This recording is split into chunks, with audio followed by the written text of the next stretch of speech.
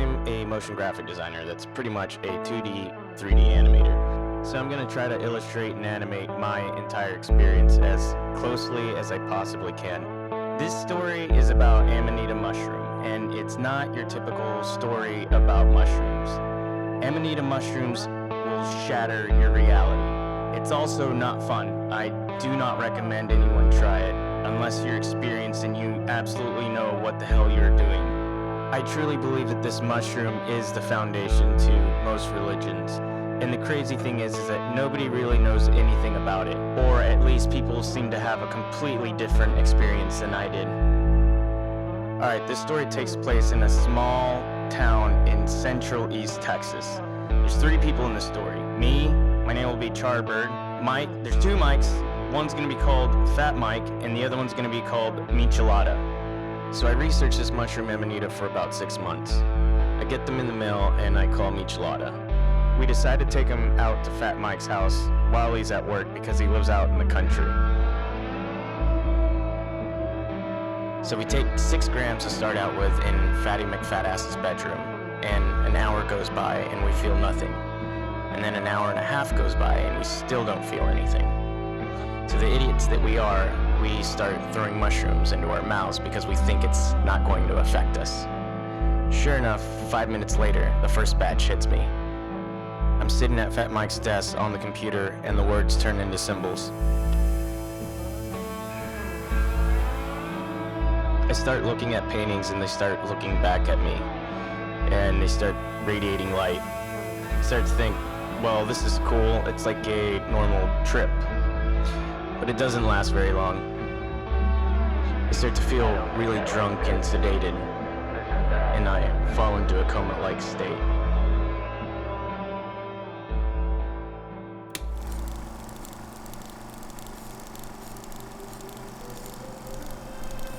I start seeing these weird flashes, and these flashes turn into familiar images. The flashes become more comprehensive, and then the pictures turn into small films. Then these films turn into what I knew to be the world around me. I'm seeing the evolution of civilization and the history of mankind.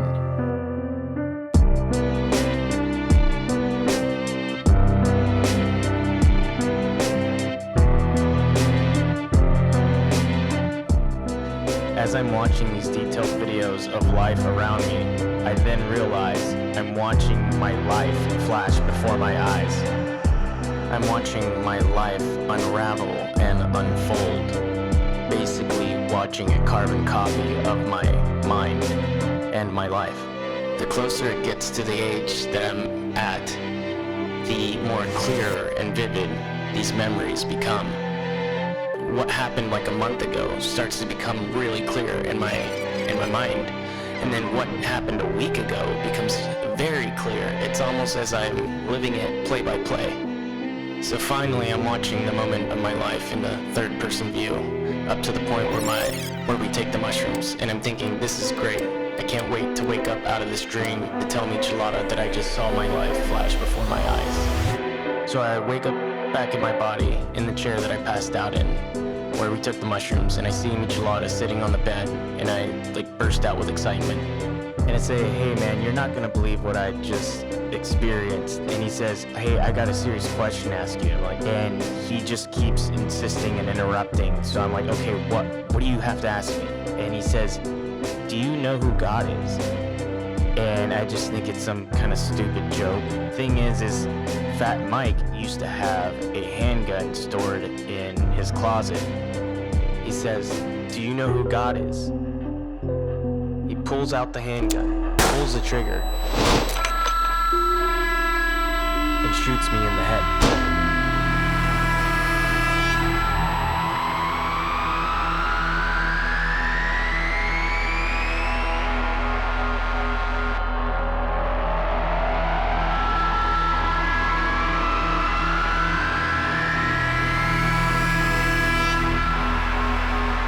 So now I'm fucking dying, and the bullet is traveling in very slow motion towards my head.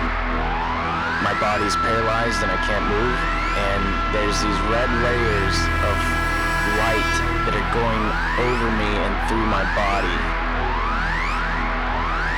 As the red layers wash over me and the bullet, they represent a layer in time. I can hear a crowd cheering off in the distance. As the bullet gets closer, their cheers get louder.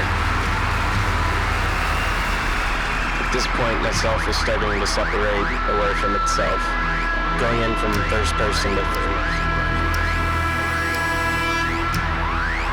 The bullet crashes into my skull, and the crowd goes wild. But I'm still not dead yet. The bullet keeps digging through my skull, and the crowd is louder than ever. I can hear them saying things like,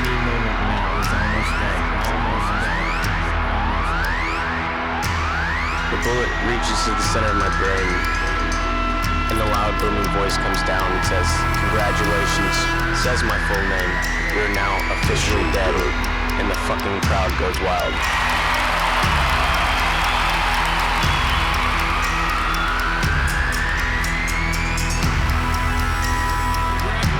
Charbird Chicken Heart, you're now officially dead! Well, now I'm fucking dead. I'm on a huge stage out in the void, and there's millions of people all around cheering like I fucking won something.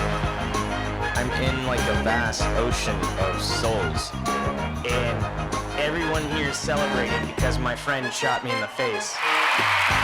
Michelada walks up the stage and he asks me, hey, so do you know who God is? And I'm just like, are you fucking kidding me? You fucking shot me to ask me that? He says, well, we thought you might know. And I say, well, I don't. And the crowd gets sad because I don't know. And they're sad because they don't know. And everyone just doesn't fucking know. So I say, well, what happens now? A huge booming voice comes down and says, well, Charbird, Chicken Heart, it starts all over again. And a huge force throws me down into this double helix spiral where I'm born into multiple beings. Born and giving birth and dying all in 10 minutes, over and over and over again. It sucked. Imagine doing that every 10 seconds down a fucking infinite spiral. For infinity.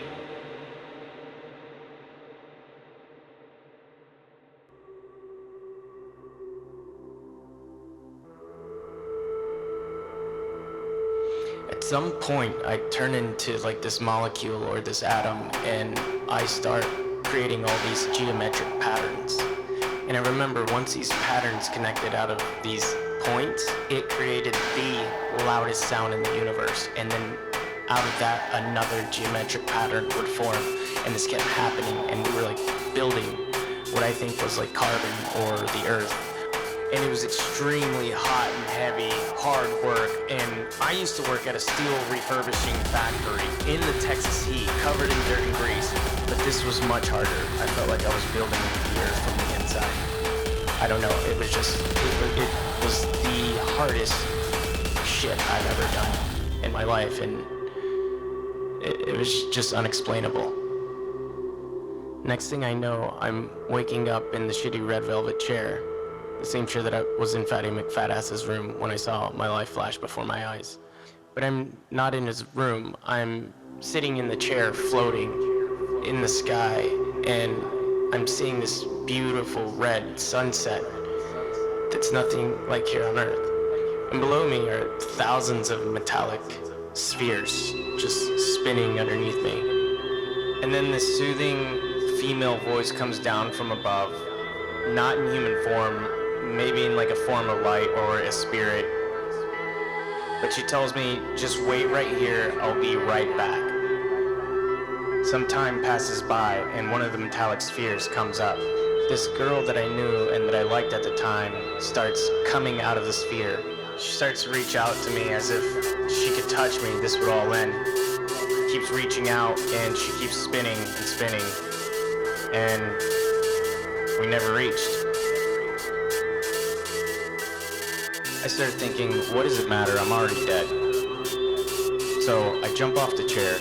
I'm then swimming around inside the sphere in like a human clay, putting on new eyes, new faces, pretty much a new body.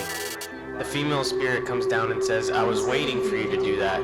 She says I need to rebuild my body because I'm going back out there to live another life. But I tell her I don't want a new life. I just want to go back to my old life. And she says, sorry, you can't do that. There will be a time and place for that, but it's not now.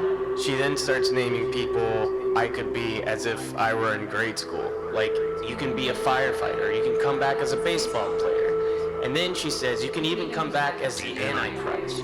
And I thought, well, that's really fucking weird. And then everything started fading out and fading to black. I wake up at Fat Mike's house. I'm convulsing violently. I'm soaked in sweat, possibly piss, and I'm drooling heavily all over myself. My body has no motor skills. I'm paralyzed on the floor. I slowly learn how to move my arms, and I check my head for bullet holes. There's no blood, no holes. My mind is having repeating thoughts, and I'm thinking in loops and cycles. I'm having to relearn how to move. I look up and see Michelada spinning in circles with his hands up, staring at the ceiling. I yell at Michelada, and he stops, and he looks at me and stares at me with these huge dilated eyes. And he turns back around and he keeps spinning. It's one of the weirdest and scariest things I've ever seen in my entire fucking life. At this point, I start thinking, I have to get the fuck out of here. So I start crawling towards a door, which took about 10-20 minutes, and then I start learning how to twist the doorknob, which took another 10 minutes. I start hugging the wall outside the door since my brain hasn't really learned how to walk, so I'm holding the wall, trying to stand up, slipping and falling, and using the wall to support myself. 10 minutes go by, and I'm not even halfway to the door outside. I happen to look down the hallway, and I see this huge wrestler drinking a bottle of whiskey in his whitey tighties. And then I realize, holy shit, that's Bob. Bob is Fat Mike's uncle, and I really didn't know him at the time. But he's probably really pissed off because we most likely woke him up. I just ignore him and keep slowly traversing down the wall, inch by inch, hand over hand, trying not to make eye contact with him. 10 minutes later, I finally make it out the door, and then Fat Mike shows up, and he just looks terrified of us. And he says, I thought y'all were just doing normal mushrooms, and I was like, yeah, so did I. I tell him, I gotta leave, I gotta go to school. I had to go to high school, I was only 17 years old. And I fucking went to school the next day. And I shouldn't have gone to school.